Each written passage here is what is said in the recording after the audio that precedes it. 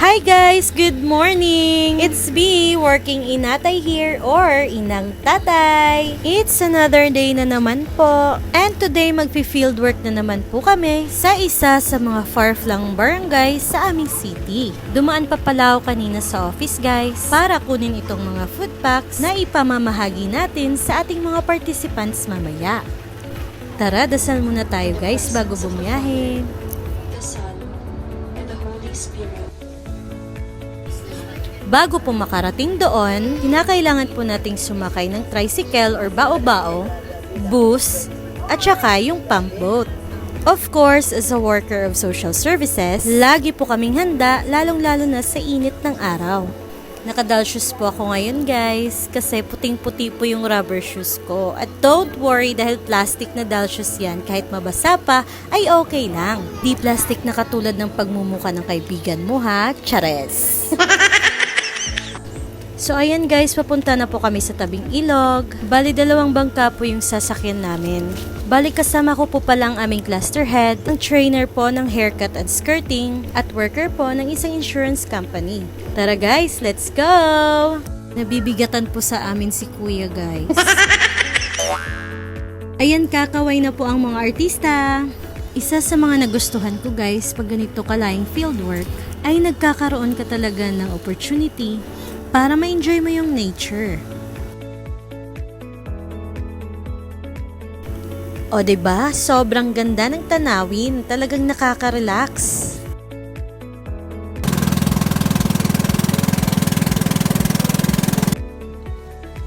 Medyo nahihirapan lang ng konti sa amin si kuya guys. Low tide kasi ngayon, kaya medyo mababaw ang tubig.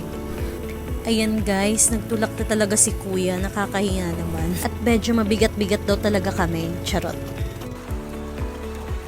So ayan guys, after 48 years, charot, 48 years talaga. Actually, hindi ko alam, maybe mga 1 hour siguro, or 1 hour and 30 minutes. I'm not sure. So ayan guys, welcome to Barangay Pamaypayan, kung saan maraming saging taripan! So lalakad muna kami konti guys, papunta sa mga kabahayan. Bali pumunta pala kami dito guys, para mag-conduct ng training skills sa ating mga kabataan.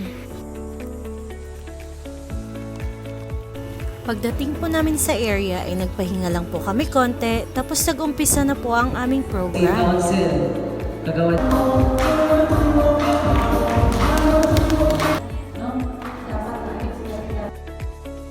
Ito po pala yung pinagmamalaki nila dito guys, ang saging taripan. Prinito lang po siya at nilagyan ng konting asin. Yung lasa po niya ay parang kamote na medyo milky. Promise, masarap siya. Yummy! Maya-maya pa ay nag-start na po ang aming training at nag-umpisa po kami sa hair cutting. Then isinunod naman namin ang hair color. At pagkatapos ay ang table skirting. Pagkatapos ng training ay namigay na po kami ng food packs at mga certificates. Sobrang nagpapasalamat po kami sa pagiging active and supportive ng mga kabataang ito. Thank you guys sa uulitin. So ayan, uwian time na.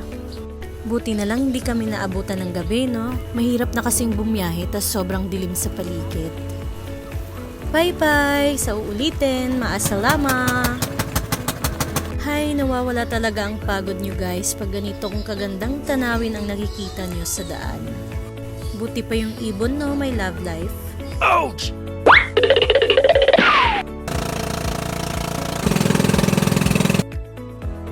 Hay, sa wakas nakarating na rin ulit, safe and sound. Thank you Lord! Eto pala yung view namin habang nag-aantay ng bus. O diba, sobrang ganda? Kasing ganda ko. Char! Wow! Heheng! Hi, what a long day. Nakakapagod man ang biyahe. We are always grateful na nakatulong kami at nag-enjoy at the same time. That's all for today guys. Thanks for watching!